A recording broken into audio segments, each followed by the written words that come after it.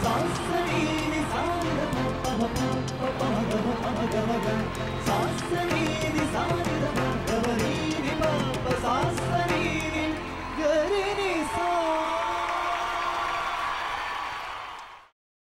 നമുക്ക് ദാനിയേൽ പ്രവാചകന്റെ പുസ്തകം 13-ാം അധ്യായത്തിൽ സൂസന്നായുടെ കഥ വിവരിക്കുന്നത് നമുക്കിന്ന് പഠിക്കാം.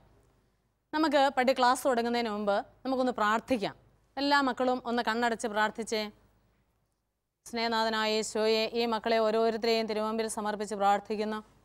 യേശോനാഥ, അങ്ങയുടെ വചനം പഠിക്കുവാനും പഴയ നിയമത്തിലെ കഥകൾ കൂടുതൽ ഗ്രഹിക്കുവാനും ആ കഥാപാത്രങ്ങളോട് തന്നെ താതാമ്യപ്പെടുത്തിക്കൊണ്ട് പ്രാർത്ഥിക്കുവാനും വേണ്ട കൃപ അങ്ങ് ഞങ്ങൾക്ക് ഓരോരുത്തർക്കും, പ്രത്യേകിച്ച് ഈ മക്കൾക്കും അങ്ങ് നൽകണമേ. നിത്യം പിതാവും പുത്രനും പരിശുദ്ധാത്മാവുമായ സർവേശ്വരാം. ദാനിയേൽ പ്രവാചകന്റെ പുസ്തകം 13-ാമത്തെ അധ്യായത്തിൽ യോവാഖീം എന്ന് പറയുന്ന ഒരു മനുഷ്യൻ്റെ ഭാര്യയാണ് അതീവ സുന്ദരിയായ നല്ല ദൈവഭക്തിയായ സൂസന്ന. അപ്പോൾ സൂസന്ന വളരെ സന്തോഷവതിയായിട്ട് യോവാഖീമിൻ്റെ വീട്ടിലിങ്ങനെ താമസിക്കുക. അപ്പോൾ യോവാഖീം വളരെ സമ്പന്നനാണ്, യഹൂദർക്കെല്ലാം വലിയ ഇഷ്ടമുള്ള ഒരു മനുഷ്യനാണ്, എല്ലാവരാലും ആദരണീയനുമാണ്. ഈ യോവാഖീമിന് ഒരു നല്ല പൂന്തോട്ടം ഉണ്ടായിരുന്നു. സൂസന്ന എല്ലാ ദിവസവും തോഴിമാരോട് ചേർന്ന് അതിനകത്ത് നടക്കാനായിട്ട് പോകും. അങ്ങനെ നടക്കാൻ പോകുന്ന പതിവുണ്ട്. ഒരു ദിവസം സൂസന്ന തൻ്റെ തോഴിമാരെ 2 പേരെയും കൂട്ടിക്കൊണ്ട് ഈ ഉദ്യാനത്തിൽ നടക്കാൻ പോയി. ആ സമയത്ത് സൂസന്ന ഇങ്ങനെ കാഴ്ചകളെല്ലാം കണ്ടുകൊണ്ട് നടക്കുന്ന സമയത്ത് സൂസന്നയ്ക്ക് തോന്നി, നല്ല ഉഷ്ണമുണ്ടല്ലോ, ഒന്ന് കുളിക്കാം, നല്ല നീരുറവയുണ്ട്, ഒന്ന് കുളിച്ചേക്കാം എന്ന് പറഞ്ഞ് തോഴിമാരെ 2 പേരെയും വിളിച്ചിട്ട് പറഞ്ഞു, നിങ്ങൾ എനിക്ക് ആവശ്യമായ ലേപനവും എണ്ണയും കൊണ്ടുവരാൻ പറഞ്ഞു. അങ്ങനെ അവരോട് പോകാൻ നേരത്ത് സൂസന്നെ പ്രത്യേകം പറഞ്ഞു, ഉദ്യാനത്തിൻ്റെ വാതിലടച്ച് കുറ്റിയിടണേന്ന്. വാതിലടച്ച് കുറ്റിയിടണം എന്നൊക്കെ പറഞ്ഞ് സൂസന്ന താൻ മാത്രമേ ഉള്ളല്ലോ എന്ന് ഓർത്തുകൊണ്ട് ഇങ്ങനെ ഉദ്യാനത്തിൽ ഇങ്ങനെ കാഴ്ചകളൊക്കെ കണ്ട് ഇങ്ങനെ സന്തോഷവതിയായിട്ട് നടക്കുക. ഈ സമയത്ത് യഹൂദരുടെ ന്യായം വിധിക്കുന്ന 2 ശ്രേഷ്ഠന്മാരുണ്ടായിരുന്നു.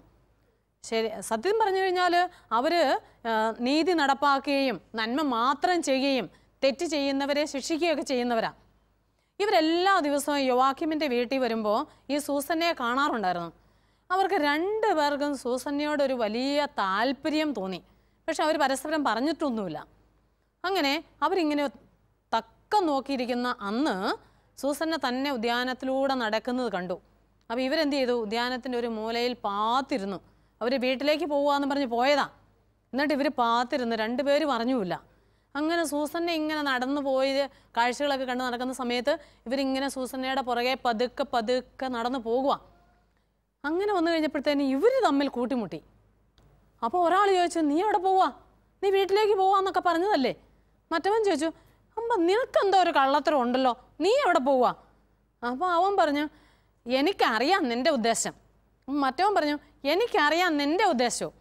അപ്പോൾ 2 പേരും കൂടെ പറഞ്ഞു, നീ സൂസന്നയെ കാണാൻ പോവല്ലേ? അപ്പോൾ അവർ 2 പേരും കൂടെ ഒത്തൊരുമിച്ചുകൊണ്ട് പറഞ്ഞു, ഒരു കാര്യം ചെയ്യാം, നമ്മൾ 2 പേരും ഒരേ ലക്ഷ്യത്തിൽ വന്നു പോയി, നമുക്ക് 2 പേർ കൂടെ സൂസന്നയെ ചെന്ന് വശീകരിച്ച് സൂത്രം പറഞ്ഞ് അവളെ നമ്മുടെ പാട്ടിലാക്കാവെന്ന് പറഞ്ഞു. ആയിക്കോട്ടെ, അങ്ങനെ 2 പേരും കൂടെ സൂസന്നയുടെ അടുക്കിലേക്ക് ചെന്ന്, സൂസന്ന ഇവരെ കണ്ടപ്പോഴേ പേടിച്ചു പോയി. കാരണം തന്നെയല്ലേ ഉള്ളൂ, അത് 2 ന്യായാധിപന്മാർ, ശ്രേഷ്ഠന്മാർ സമൂഹത്തിലെ. അപ്പോൾ ഇവർ ആദ്യം ഒരാൾ പറഞ്ഞു, അവരിങ്ങനെ സോപ്പിട്ട് പറയുക, സൂസന്ന, ഞങ്ങൾക്ക് നിന്നെ എന്നോ ഇഷ്ടമെന്നറിയാവോ, ഞങ്ങൾക്ക് നീ നല്ല സുന്ദരിയാ, നീ മിടുക്കിയാ. അന്നേരത്തിന് അടുത്തയാൾ പറയാ, എനിക്ക് നിന്നോട് ഒത്തിരി സ്നേഹമാണ് എൻ്റെ ഹൃദയത്തിൽ, നീ ഞങ്ങളോടൊത്തു വരിക. സൂസന്ന അവളുടെ മാതാപിതാക്കന്മാർ അവളെ മോശയുടെ നിയമങ്ങളും പാപം ചെയ്യരുതെന്നുള്ള കാര്യങ്ങളെല്ലാം പഠിപ്പിച്ചു വെച്ചിട്ടുണ്ടായിരുന്നു. അപ്പോൾ സൂസന്ന ഇങ്ങനെ ഓർത്തു. സൂസന്ന പറഞ്ഞു, വേണ്ട, ദൈവത്തിന് നിരക്കാത്ത ഒന്നും ചെയ്യരുത്, പാവം ഒന്നും നമ്മൾ ചെയ്യാൻ പാടില്ല. അപ്പോൾ ഇവർ നോക്കി ഒരു തരത്തിലും സൂസന്നയെ അവരുടെ വഴിക്ക് കൊണ്ടുവരാനായിട്ട് സാധിക്കില്ല എന്ന് മനസ്സിലാക്കിയപ്പോൾ ഇവർ ഭീഷണിപ്പെടുത്താൻ തുടങ്ങി. അതുകൊണ്ട് മരിക്കാതിരിക്കണമെങ്കിൽ ഇപ്പം ഞങ്ങൾ പറയുന്നത് അനുസരിക്കുന്നതാണ് നല്ലതെന്ന് പറഞ്ഞു.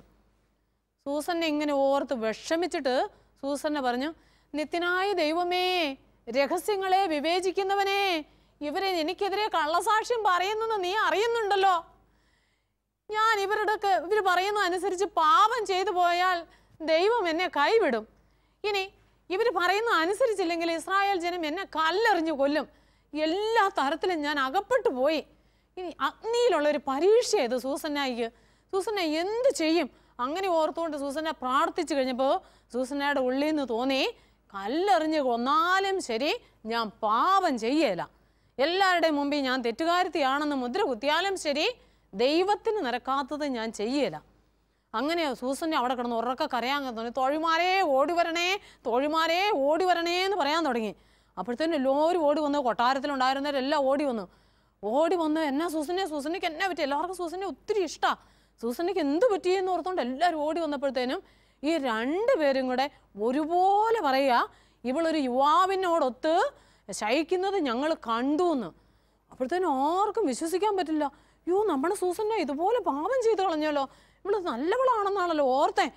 എല്ലാവരും കൂടെ ഒന്നടങ്ങ് പറഞ്ഞു, ഇവളെ കല്ലെറിയുക എന്ന്. യോവാക്കീം എന്ത് ചെയ്യാൻ പറ്റും? യോവാക്കീം ഓർത്തു, സൂസന്ന നല്ലതായിരുന്നില്ല, എന്ത് പറ്റി? അങ്ങനെയൊക്കെ ഓർത്തുകൊണ്ട് എല്ലാവരും തെറ്റിദ്ധരിച്ചിരിക്കുക. എന്നിട്ട് ഇവളെ കല്ലെറിയാനായിട്ട് ജനം മുഴുവൻ കൊണ്ടുപോവുക. അപ്പൊ ദൈവത്തെ വിളിച്ചപേക്ഷിച്ചു സൂസന്ന, അല്ലേ?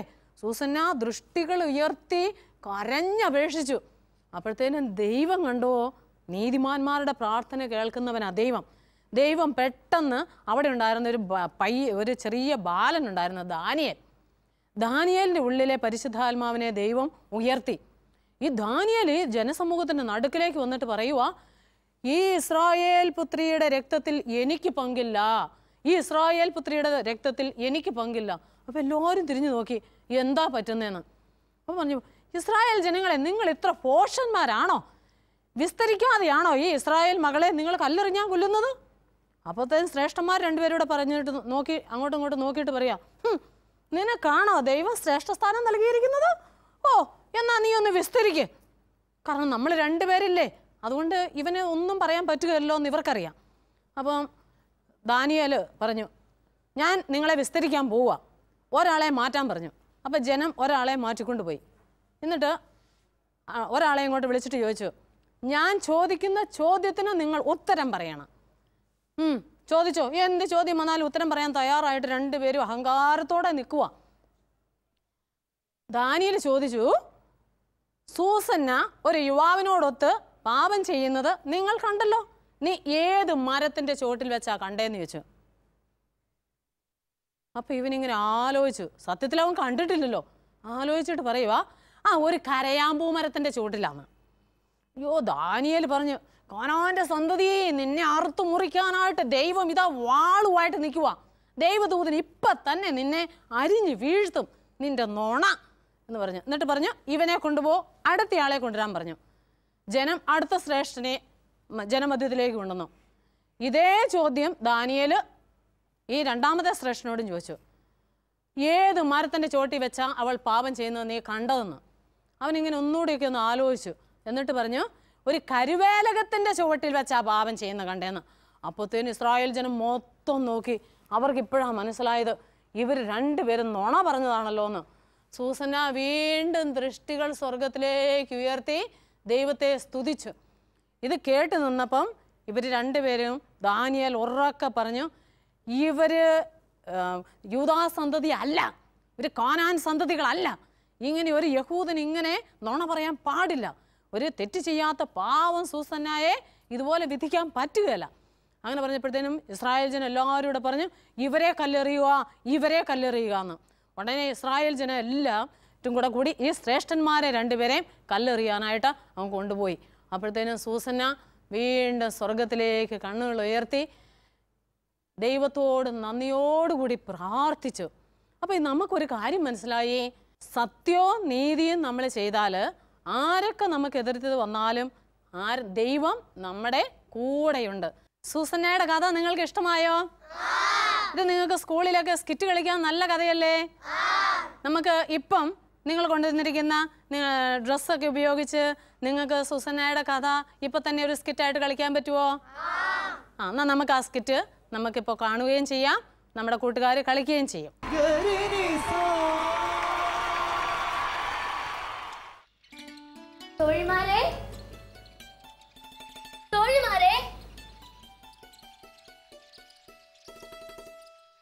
എന്താ സൂസന്ന, എന്ത് വേണം? പറയൂ സുസന, എന്താണ് നിന്റെ ആഗ്രഹം?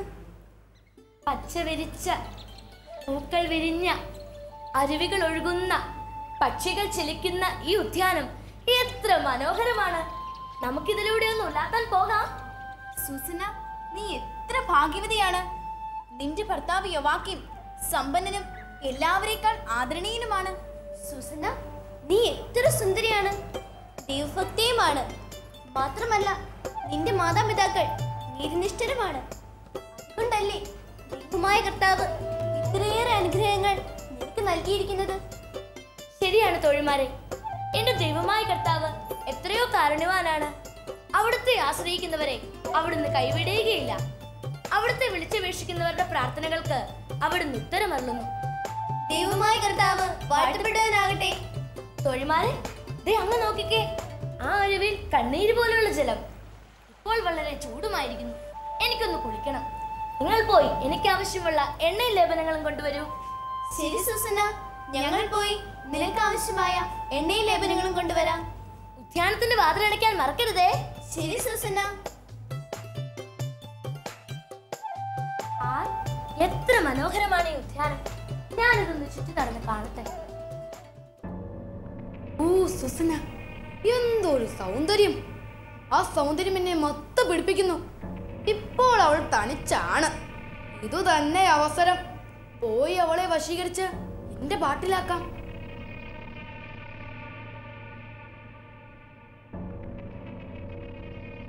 ഓ സുസന, നിന്നെ ഭാര്യയെ ലഭിച്ചിരുന്നെങ്കിൽ ഞാൻ എത്ര ഭാഗ്യവാനായേനെ. നിന്നോടുള്ള എന്റെ ഇഷ്ടം എത്രമാത്രം ഉണ്ടെന്ന് പറയുവാൻ ഇത് തന്നെ അവസരം. ഇപ്പോൾ അവൾ തനിച്ചാണല്ലോ. അല്ല, നീ എന്താ ഇവിടെ? ഭക്ഷണം കഴിക്കുവാനാണെന്ന് പറഞ്ഞിട്ട് നീ വീട്ടിലേക്ക് പോയതല്ലേ? നീയും അങ്ങനെ തന്നെ പറഞ്ഞ് വീട്ടിലേക്കാണല്ലോ പോയത്. പിന്നെന്താ ഇവിടെ ഇങ്ങനെ ചുറ്റിത്തിരിയുന്നത്? അത് പിന്നീട് പറയാം. നീ എന്താ ഇവിടെ ആദ്യം പറയൂ. നിന്റെ ഉദ്ദേശം എന്തെന്ന് എനിക്കറിയാം. നിന്റെ കാര്യം എന്താണെന്ന് എനിക്കും അറിയാം. സുസനെ കാണാനല്ലേ നിന്റെ ഉദ്ദേശവും അത് തന്നെയല്ലേ? എങ്കിൽ വരൂ, ഇതാണ് പറ്റിയ സമയം. അവൾ തനിച്ചാണ്. ശരി, അങ്ങനെ ആകട്ടെ.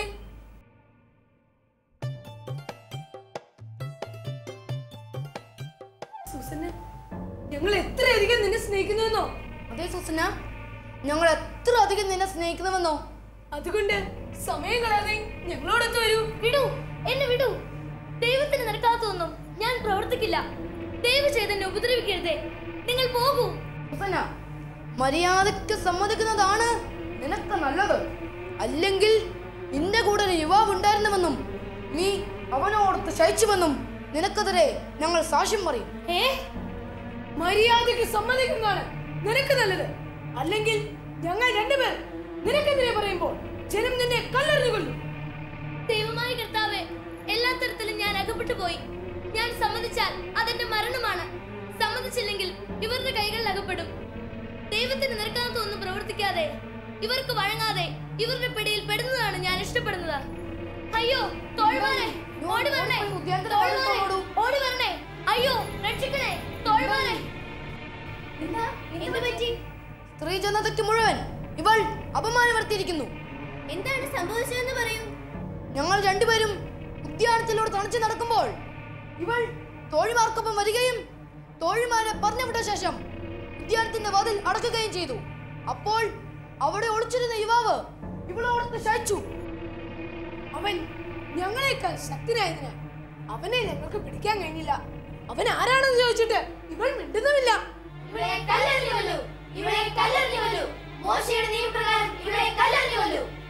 നിത്യനായ ദൈവമേ, രഹസ്യങ്ങളെ വിവേചിക്കുന്നവനെ, എനിക്കെതിരായി ഇവർ കള്ളസാക്ഷ്യം പറയുന്നെന്ന് അങ്ങ് അറിയുന്നുവല്ലോ. എനിക്കിത് ജീവിക്കണ്ട. ഞാനിതാ മരിക്കാൻ പോകുന്നു.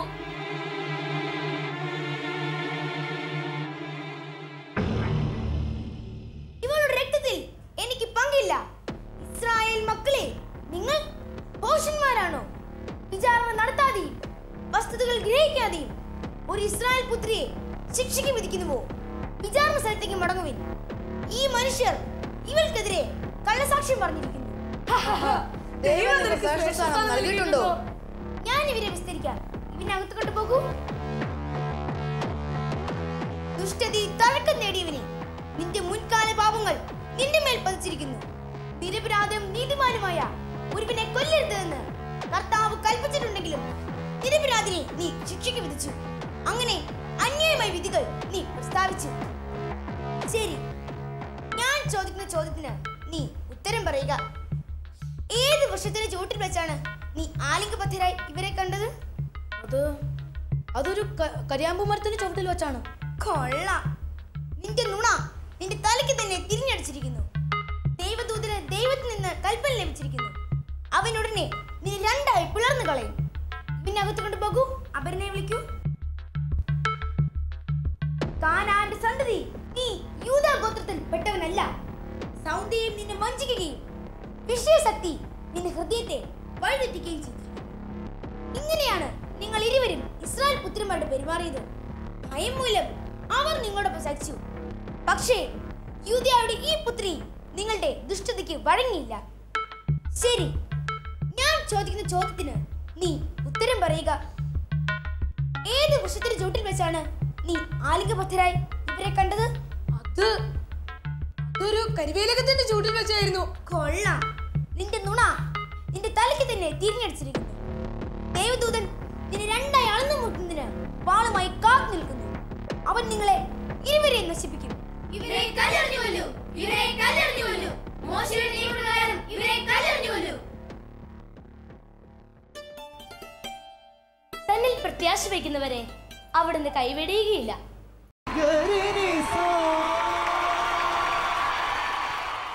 അപ്പം നമ്മുടെയൊക്കെ ജീവിതത്തിൽ ഇതുപോലെ നമ്മളെ ഒറ്റപ്പെടുത്തും. ചിലർ നമ്മളെ കുറ്റപ്പെടുത്തും. ചിലപ്പോൾ കൂട്ടുകാരൊക്കെ പറയും, ഇവിടെ നമ്മൾ എടുക്കാത്ത കുടയെടുത്തു, അല്ലെ മോഷ്ടിച്ചു, അല്ലെ നുണ പറഞ്ഞു, പൈസ എടുത്തു, അങ്ങനെയൊക്കെ ആരെങ്കിലുമൊക്കെ കൂട്ടുകൂടി നമുക്കെതിരെ അധ്യാപകരോടൊക്കെ ചെന്ന് പറയും. ചിലപ്പോൾ നമ്മുടെ തന്നെ സഹോദരങ്ങൾ നമ്മുടെ പപ്പായോടും മമ്മിയോടും ചിലപ്പം പറയും നമ്മൾ ചെയ്യാത്ത കുറ്റം ചെയ്തെന്നൊക്കെ. അങ്ങനെയൊക്കെ വന്നു കഴിയുമ്പം നമ്മൾ സൂസന്നയുടെ കാര്യം ഓർത്തോണം. ഉടനെ നമ്മളെന്നാൽ മരിച്ചു പോയേക്കാം, അല്ലേ ഇവരെല്ലാവരും എന്നോട് ഞാൻ ചെയ്യാത്ത കുറ്റത്തിന് പറഞ്ഞല്ലോ, അങ്ങനെയൊന്നും അല്ല ചിന്തിക്കേണ്ടത്. അപ്പം നമ്മൾ ഓർത്തോണം, സൂസന്നയെ ഓർത്തോണം. സൂസന്ന ദൈവത്തെ വിളിച്ചപേക്ഷിച്ചു. പാപം ചെയ്യാതിരിക്കുക, സത്യവും നീതിയും ചെയ്യുക. ആരൊക്കെ നമുക്കെതിരെ വന്നാലും നമുക്ക് ദൈവമേ അങ്ങയിൽ ആശ്രയിക്കാനുള്ള കൃപ വേണമേ, തരണമേ എന്ന് നമുക്ക് പ്രാർത്ഥിക്കാം. നമുക്ക് ദാനിയേൽ പ്രവാചകന്റെ പുസ്തകം 13-ാമത്തെ അധ്യായം 35-ാമത്തെ വാചകം നമുക്കെല്ലാവർക്കും കൂടി ഒന്ന് പറയാം. അവൾ കരഞ്ഞുകൊണ്ട്, എല്ലാ മക്കളും ഉറക്കെ പറഞ്ഞേ, ദൃഷ്ടികൾ സ്വർഗത്തിലേക്ക് ഉയർത്തി കർത്താവിൽ ആശ്രയമർപ്പിച്ച് പ്രാർത്ഥിച്ചു. അതുപോലെ പ്രാർത്ഥിക്കാൻ വേണ്ട കൃപ നമുക്കും വേണ്ടേ? അങ്ങനെ പ്രാർത്ഥിക്കാൻ നിങ്ങൾക്ക് ഇഷ്ടമാണോ? നമുക്ക് തെറ്റ് ചെയ്യാത്തപ്പോൾ, ആരെങ്കിലുമൊക്കെ നമ്മളെ കുറ്റപ്പെടുത്തുമ്പോൾ, നമ്മൾ വേദനിക്കുമ്പോൾ, നമ്മുടെ ജീവിതത്തിൽ അങ്ങനെ വരുമ്പോൾ നമുക്ക് സൂസന്ന പ്രാർത്ഥിച്ച പോലെ പ്രാർത്ഥിക്കാൻ പറ്റുമോ? എങ്ങനെയാ പ്രാർത്ഥിക്കണ്ടേ? ദൃഷ്ടികൾ സ്വർഗത്തിലേക്ക് ഉയർത്തി, ദൃഷ്ടികൾ സ്വർഗത്തിലേക്ക് ഉയർത്തി കർത്താവിൽ ആശ്രയം അർപ്പിച്ച് പ്രാർത്ഥിക്കണം. എല്ലാവരും ഒന്ന് കൈകൂട്ടിക്കേ. സ്നേഹദാതനായ ദൈവമേ, ഞങ്ങളുടെ ജീവിതത്തിൽ ബുദ്ധിമുട്ടുകളും പ്രയാസങ്ങളും വേദനകളും ഒക്കെ ഉണ്ടാകുമ്പോൾ, ഒറ്റപ്പെടലുകൾ ഉണ്ടാകുമ്പോൾ, സൂസന്ന പ്രാർത്ഥിച്ചതുപോലെ അങ്ങയുടെ സന്നിധിയിലേക്ക് വരുവാനും രഹസ്യങ്ങളെ വിവേചിച്ചറിയുന്നവനായ അങ്ങ് ഹൃദയങ്ങളെ കാണുന്നു എന്ന് മനസ്സിലാക്കിക്കൊണ്ട് അങ്ങയുടെ അടുക്കിലേക്ക് ആശ്രയം അർപ്പിച്ച് വന്ന് പ്രാർത്ഥിക്കുവാൻ വേണ്ട കൃപ അങ്ങ് ഞങ്ങൾക്ക് ഓരോരുത്തർക്കും നൽകണമേ. ഈശോയെ നന്ദി, ഈശോയെ സ്തുതി, ഈശോയെ ആരാധന.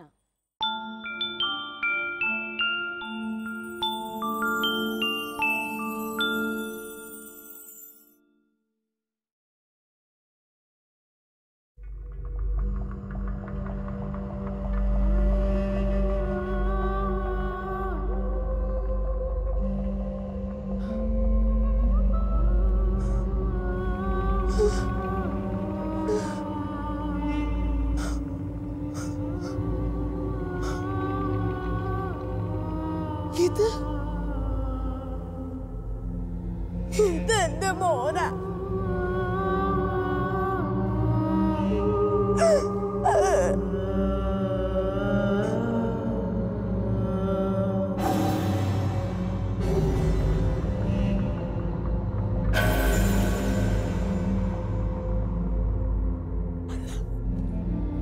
അല്ല, അല്ല,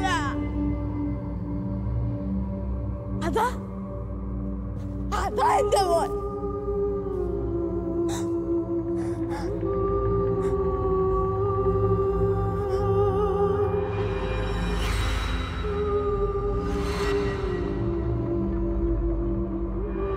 അല്ല, എന്റെ മോനല്ല, എന്റെ മോനിതല്ല. അവനാ എന്റെ മോൻ.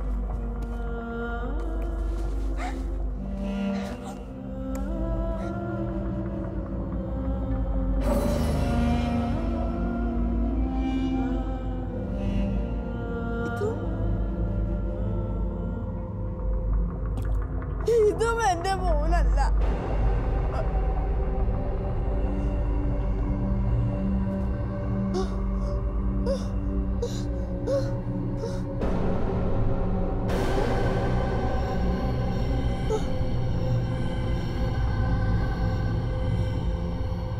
ഇതെന്റെ മോന്റെ കൈകളാ.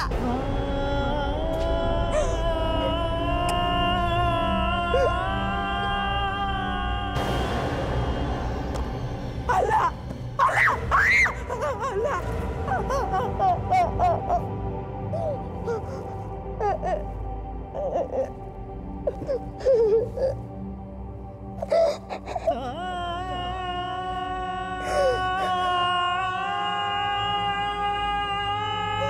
ദൈവമേ, എനിക്കിത് സഹിക്കാൻ വയ്യ.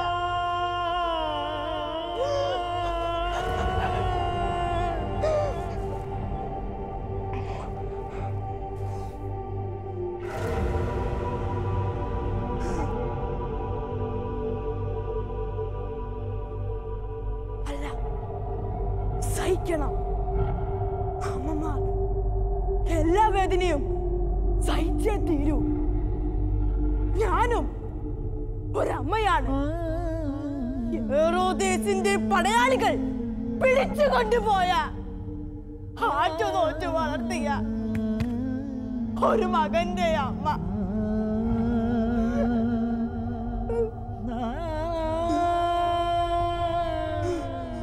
ഒരു ഹെറോദേസും മഹാരാജാവും. ഈ ഹെറോദോസിനെ പരാജയപ്പെടുത്താമെന്ന് വ്യാമോഹിച്ച ജ്ഞാനികളെന്ന് കരുതുന്ന വിഡ്ഢികളായ ആ ഒട്ടക സഞ്ചാരികളെ നാം വെറുതെ വിടില്ല. അവർ രക്ഷിച്ച അവരുടെ മിശിക ഇതാ മരിച്ചു വീഴാൻ പോകുന്നു. ഒരു മിശിഹാരാജൻ. നാമല്ലാതെ ഈ സിംഹാസനത്തിൽ മറ്റൊരു രാജാവോ? ആരവിടെ? സേനാനായകനെ വിളിക്കൂ. സേനാനായക, ശിശുക്കളിൽ നിന്നും മിശിഹായെ വേർതിരിച്ചെടുക്കുക വളരെ ദുഷ്കരമാണ്. അതിനാൽ ഈ ബെത്ലഹേമിലും പരിസരങ്ങളിലുമുള്ള 2 അതിൽ താഴെയും പ്രായമുള്ള സകല ആൺകുട്ടികളുടെയും കഴുത്തറുത്ത് വധിച്ചു കളയും. കൊട്ടാരം നർത്തിക്കുമാരെ മധ്യചഷകങ്ങൾ നിറയട്ടെ, വാദ്യഘോഷം ഉയരട്ടെ, എല്ലാവരും തിന്നുകൂടി ആനന്ദിക്കും. ഇത് ഹെറോദോസിന്റെ വിജയ ദിനമാണ്.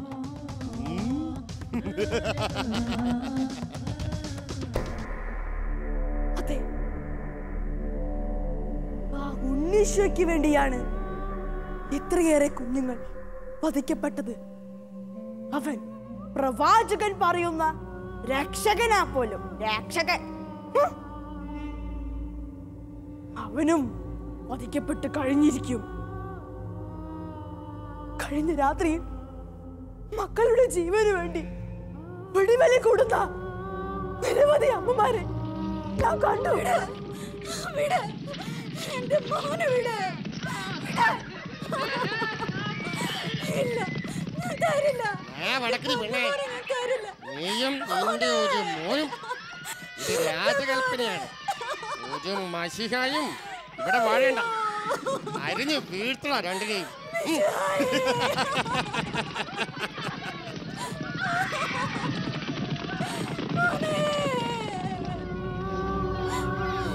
കുഞ്ഞിനായി കേഴുന്ന അമ്മമാരുടെ കൈകൾ ഹെറോദേസിന്റെ പടയാളികൾ അരിഞ്ഞരിഞ്ഞു വീഴ്ത്തി. കുഞ്ഞുങ്ങളെ ലാളിക്കാനില്ലാത്ത അവർക്ക് എന്തിനാ ഇനി കൈകൾ? മാറു നുണഞ്ഞുകൊണ്ടിരുന്ന കുഞ്ഞിനെ മാറോട് ഛേദിച്ച് ശരവേഗത്തിൽ കുതിരപ്പുറത്ത് പായുന്ന പടയാളികൾ, എങ്ങും ചിന്നിച്ചെതിരെ കുഞ്ഞുങ്ങളുടെ തലച്ചോറുകൾ വാവിട്ടു കരയുന്ന അമ്മമാർ. എന്തൊരു നിലവിളി! ആരെവിടെ? നമ്മുടെ താളമേളങ്ങൾക്ക് ഭംഗം വരുത്തി അലമുറയിടുന്ന അമ്മമാരുടെ നാവുകൾ പിഴുതെറിഞ്ഞ് ആ ദ്രോഹികളെ അഗ്നികുണ്ഡത്തിലേക്ക് വലിച്ചെറിയാനുള്ള നമ്മുടെ കൽപ്പന സേനാനായകനെ അറിയിക്കൂ, എത്രയും വേഗം.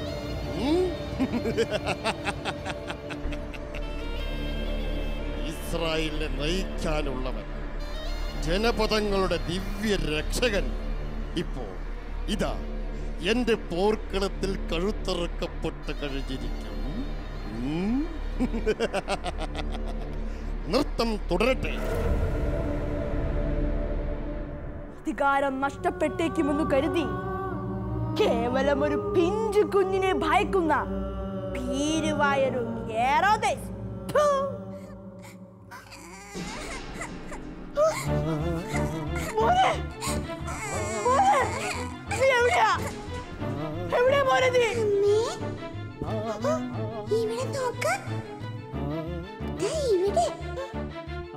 അതെ, എന്റെ മോന് ശബ്ദം.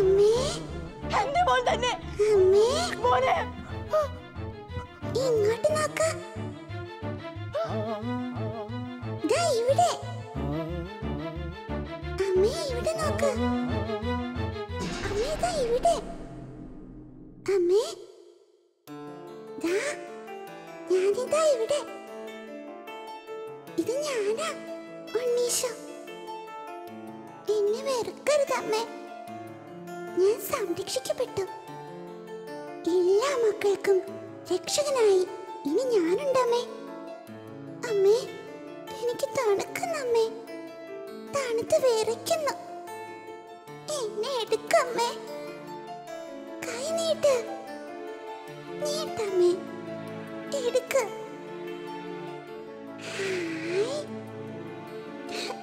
നല്ല സുഖം, നല്ല ചൂട്. അമ്മേ, അമ്മയ്ക്ക് എന്നോട് വെറുപ്പാണോ? പിണങ്ങല്ലേ അമ്മേ? ഞാനും അമ്മയുടെ മോനാ.